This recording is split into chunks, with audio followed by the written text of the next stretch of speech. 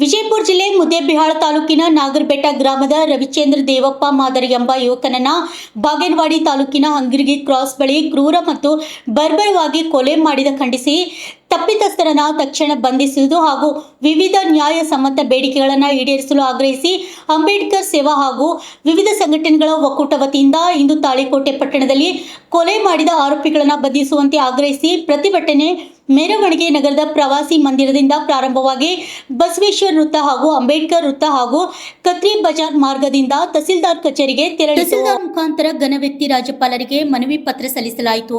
ನಂತರ ಕೆಬಿ ದೊಡ್ಡಮನಿ ಮಾತನಾಡಿ ಆರೋಪಿಗಳು ಬಂಧಿಸುವಂತೆ ಒತ್ತಾಯಿಸಿದರು.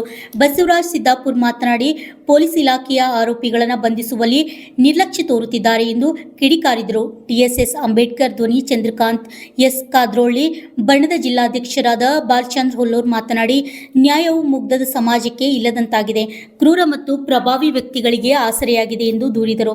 ಅಂಬೇಡ್ಕರ್ ಸೇನೆ ಜಿಲ್ಲಾ ಉಪಾಧ್ಯಕ್ಷರಾದ ಬಸು ಕಟ್ಟಿಮನಿ ಮಾತನಾಡಿ ಅಧಿಕಾರಿಗಳ ಕರ್ತವ್ಯ ನಿರ್ಲಕ್ಷ್ಯ ತೋರಿ ಪ್ರಭಾವಿ ವ್ಯಕ್ತಿಗಳಿಗೆ ಮಾತ್ರ ಕಾನೂನು ಎನ್ನುವಂತಾಗಿದೆ ಎಂದು ದೂರಿದರು.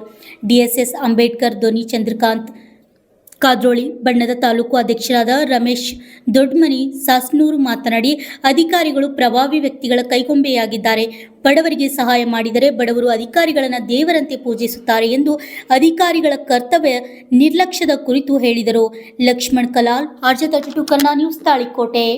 ಘನವ್ಯಕ್ತ ಮಾನ್ಯ ರಾಜ್ಯಪಾಲರು ಕರ್ನಾಟಕ ಲೋಕಭವನ ಬೆಂಗಳೂರಿನವರಿಗೆ ಮಾನ್ಯ ತಹಸೀಲ್ದಾರ್ ತಾಳಿಕೋಟೆ ಇವರ ಮುಖಾಂತರ ವಿಜಯಪುರ ಜಿಲ್ಲೆಯ ಬಸವನ ಬಾಗೇವಾಡಿ ತಾಲೂಕಿನ ಅಂಗರ್ಗಿ ಕ್ರಾಸ್ ಬಳಿ ನಡೆದ ರವಿಚಂದ್ರ ದೇವಪ್ಪ ಮಾದರ್ ಅವರ ಕೊಲೆ ಪ್ರಕರಣ ಸಮಗ್ರ ನಿಷ್ಪಕ್ಷಪಾತ ತನಿಖೆ ನಡೆಸಿ ಆರೋಪಿಗಳನ್ನು ಬಂಧಿಸಿ ಪ್ರಕರಣಗಳನ್ನು ಸಿಬಿಐಗೆ ತನಿಖೆಗೆ ಅವಕಾಶ ಮಾಡಿಕೊಡುವ ಕುರಿತು ಮಾನ್ಯರೇ ಮೇಲ್ಕಾಣಿಸಿದ ವಿಷಯದಂತೆ ನಾವು ಅಂಬೇಡ್ಕರ್ ಸೇನೆ ಹಾಗೂ ವಿವಿಧ ದಲಿತ ಪರ ಸಂಘಟನೆಗಳು ತಮ್ಮ ಗಮನಕ್ಕೆ ತರಲು ಬಯಸುವುದೇನೆಂದರೆ ರವಿಚಂದ್ರ ದೇವಪ್ಪ ಮಾದರ್ ಎಂಬ ಯುವಕನನ್ನು ಕ್ರೂರವಾಗಿ ಹಿಂಸಿಸಿ ಕೊಲೆ ಮಾಡಿ ನಂತರ ಆತ್ಮಹತ್ಯೆ ಮಾಡಿಕೊಂಡಂತೆ ತೋರಿಸುವ ಉದ್ದೇಶದಿಂದ ನೇಣು ಬಿಗಿದ ಸ್ಥಿತಿಯಲ್ಲಿ ಹಾಕಲಾಗಿತ್ತು.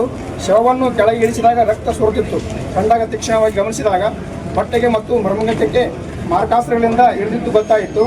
ಘಟನೆ ನಡೆದ 7 ದಿನಗಳಾದರೂ ಸಹ ಈ ಪ್ರಕರಣದಲ್ಲಿ ಭಾಗಿಯಾಗಿರುವ ಪ್ರಮುಖ ಆರೋಪಿಗಳನ್ನು ಇನ್ನೂ ಬಂಧಿಸಿಲ್ಲ. ಕೇವಲ 2 ವ್ಯಕ್ತಿಗಳನ್ನು ಬಂಧಿಸಿದ್ದು.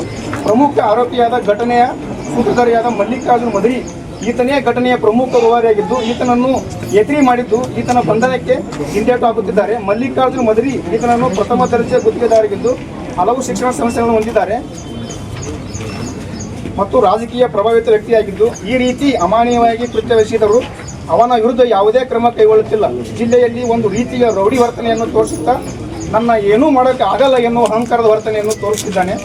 ಈ ರೀತಿ ರಾಜಕೀಯ ಪ್ರಭಾವಿತನಾಗಿರುವ ವ್ಯಕ್ತಿಯಾಗಿದ್ದರಿಂದ ಈ ಕೊಲೆಯ ಪ್ರಮುಖ ಸೂತ್ರಧಾರಿಯಾದರೂ ಈತನನ್ನು ಬಂಧಿಸಲಾಗುತ್ತಿಲ್ಲ.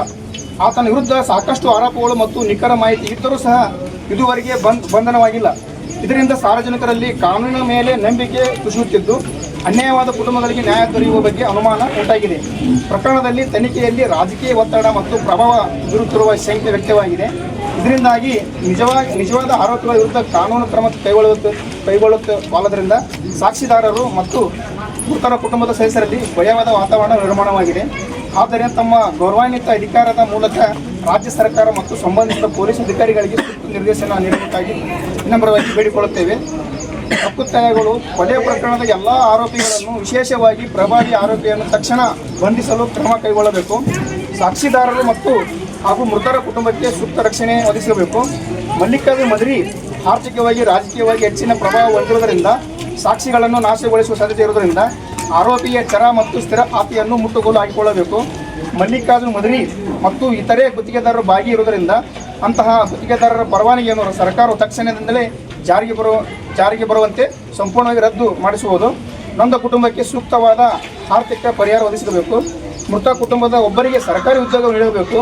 ಅಗತ್ಯವಿದ್ದಲ್ಲಿ ಈ ಪ್ರಕರಣಗಳನ್ನು ಸಿಬಿಐಗೆ ತನಿಖೆ ವಹಿಸುವುದು. ಆದ್ದರಿಂದ ತಾವುಗಳು ಈಗಲೇ ಮಧ್ಯಪ್ರವೇಶಿಸಿ ನೊಂದ ಕುಟುಂಬಕ್ಕೆ ನ್ಯಾಯ ದೊರಕಿಸಿಕೊಡಬೇಕು ಹಾಗೂ ಆರೋಪಿಗಳನ್ನು ಕಠಿಣ ಶಿಕ್ಷೆಗೆ ಗುರಿಪಡಿಸಬೇಕು ಎಂದು ಅಂಬೇಡ್ಕರ್ ಸೇನೆ ಹಾಗೂ ವಿವಿಧ ದಲಿತ ಪರ ಸಂಘಟನೆಗಳ ಪರವಾಗಿ ಸುದೀರ್ಘ ಪತ್ರವನ್ನು ತಮಗೆ ಸಾರ್ವಜನಿಕವಾಗಿ ಸಲ್ಲಿಸುತ್ತೇನೆ. ಧನ್ಯವಾದಗಳು. ಜೈ ಭೀಮ್.